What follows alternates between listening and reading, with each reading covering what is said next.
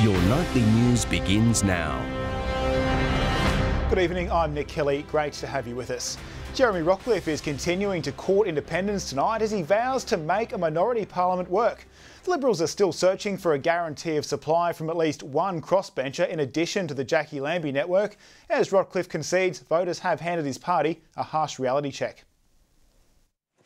Premier Rockcliffe was on a mission today to get his house in order. Determined to nail down crossbench support for his new government. We look forward to signing an agreement with the Jackie Lambie network that will be open and transparent to the Tasmanian people, as it should be. That support expected to endorse the government's 2030 plan and green light the stadium project at Macquarie Point. But the Liberals still need support from at least one independent to form a workable government.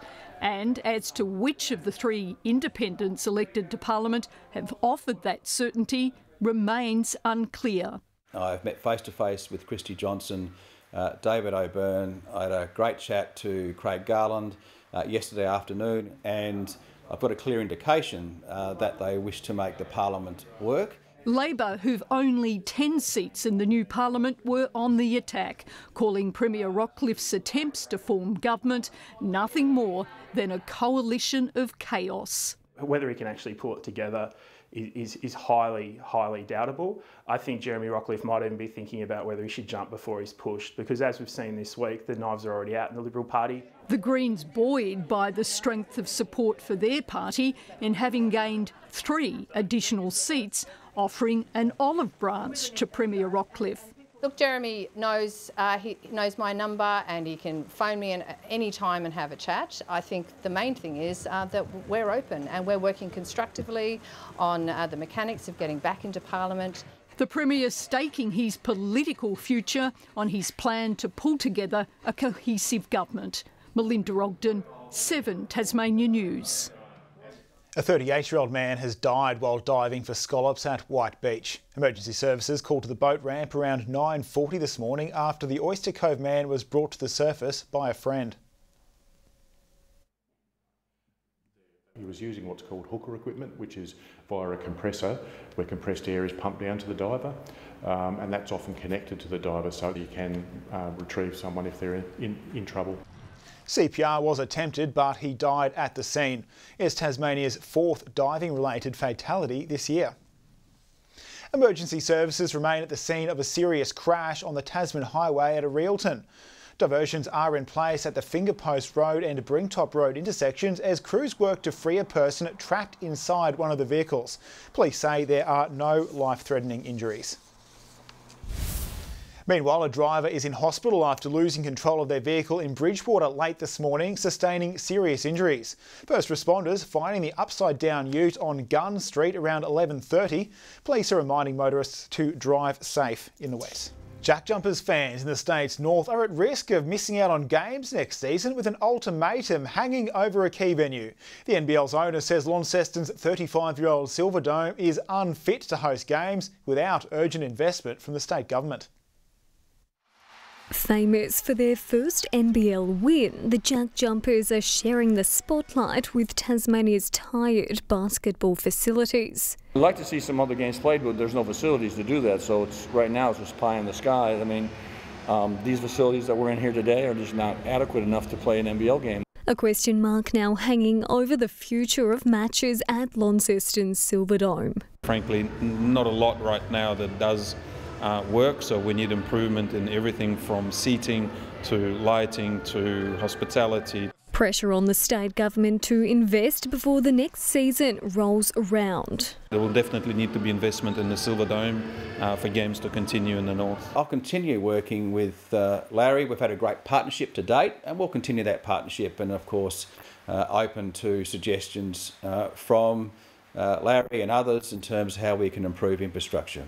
Grassroots players facing similar issues with limited facilities available to complement increased participation. They've got to invest because junior players in particular are not able to find courts that are appropriate to train on. Brianna Boylan, 7 Tasmania News. Youngsters are lining up in Hobart, eager to audition for the hit musical Annie. Plenty of aspiring actors keen to clinch a role in the celebrated Broadway extravaganza, which had, until recently, restricted rights here in Australia. Hobart's Theatre Royal will stage the much-loved musical in October. This has been on our wish list for a few years, but they've come up for a very limited period of time, so we've jumped on them. The really young, up-and-coming performers are just blowing us out of the water, and we've got a tough decision to make over the next week or so. The story of Annie is based on the story of a young orphan searching for her parents. The Jack Jumpers season might be over, but basketball fever is still sweeping Tasmania as the NBL 1 season gets underway. A sold-out crowd cheering the Northwest Thunder to a win over the Hobart Chargers in Ulverston, while the Chargers women put on a show at the Elfin Sports Centre. No seats was unoccupied at the Ulverston Sports and Leisure Centre. On the coattails of the Jack Jumpers Championship win, Tasmania's two NBL 1 teams get to work for their season. First three-pointer is good! After some early nerves, the Northwest Thunder and the Hobart Chargers began to solidify their game, keeping the scores close in the first half. Zach White hits the three. However, by the third quarter, the Thunder started to find their mojo. Isaac Atuere with 2 shots from beyond the arc in the third quarter. It's good by Isaac Atuere! For the Chargers, Jacob Richards and Zachary White led the points count with a combined 41 for the game. But it wasn't enough, the Thunder winning 85 points to 61. In the women's, Kayla Steindl was vital for the Hobart Chargers in Launceston, scoring 26 points in the game, the team leader. Out now to Steindl for 3. She's doing everything tonight, Kayla Steindl. The Chargers' defence stepping up in the second half, keeping the Launceston Tornadoes to just 17 points. Macy Crawford, the bright spark for the Tawns, leading scoring for her team with 15 points. Crawford tries to arrest the slump and does so with a 3-point massive bucket. The final score, 71-62 to the Chargers. Mark Zita, 7 Tasmania News. Australia's under-18 basketballers have won gold in Germany, the team going undefeated at the Albert Schweitzer tournament, culminating in a 71-65 win over Serbia. Tasmanian Jacob Furphy scoring 16 points in the game. The Tasmanian Devils girls have started their season with a loss, going down to the Oakley Chargers in their Coates Talent League game at UTAS Stadium today. Our girls starting strongly, kicking 4 goals in the first quarter while holding their opponents scoreless. Ava Reid booting 2 goals. The Chargers, however, started to get on top as the game went on and in a competitive final term sealed the win 46-41. Ebony Jago kicking 3 for the visitors. The boys also went down to Oakley 97-88. To soccer now, and the Kinborough Lions caused an uproar in round 3 of the Women's Super League. The team crushing Taroona Football Club 3-0 at Clennett's Lightwood Park this afternoon. All goals scored in the second half of the match. Taroona is hoping to redeem itself against Launceston United next Saturday, while Kinborough won't play again for 2 weeks.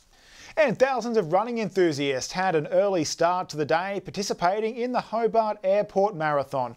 Featuring 5 distances, including the 42-kilometre course, Australian Wayne Spires was the first male over the line in 2 hours and 33 minutes. Millie Clark stopping her watch 15 minutes later. The marathon raising nearly $30,000 for children's charity Variety. Good evening. We woke to showers across most parts of the state this morning. The highest recorded rainfall was at Deviot with 27 millimetres in the gauge. Hobart 17, Launceston and Devonport both 19. Burnie the state's top with 22 degrees along with Smithton. Further across the Upper Isle, King Island saw 21. Flinders Island, St Helens and Strawn all 19. Low Head, Ooze, Friendly Beaches and Marai Island 17. Grove 16, not quite double digits in Liaweenie with a top of 9 degrees today. Thick low to mid-level cloud was seen over most of the state, except for the west today.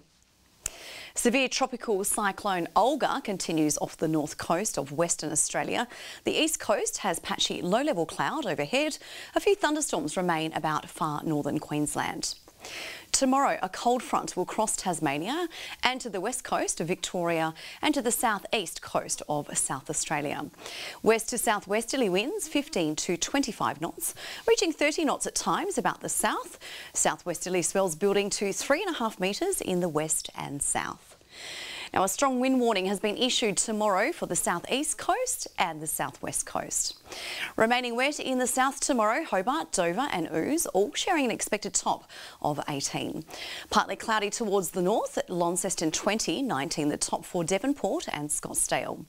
Showers likely for Burnie and Strawn 17, much the same in Stanley 19 the maximum. A couple of showers in the east, St Helens and Swansea 20, Ross 18 degrees. To the 3-day forecast now. Tuesday, showers about the west and far south. Isolated morning showers will fall in the northeast. Hail and snow to 900 metres in the west. Wednesday, showers continue about the west and far south, otherwise fine elsewhere. Thursday, showers about the west, northeast and the far south. Showers are likely tomorrow for Adelaide and Melbourne. Partly cloudy in Canberra 22, 26 and partly cloudy also in Sydney. And for those chasing the sun, Darwin's the place to be. They're expecting a hot and sunny 35 degrees. That's your Sunday news. Thanks very much for joining us. Hope you have a great night.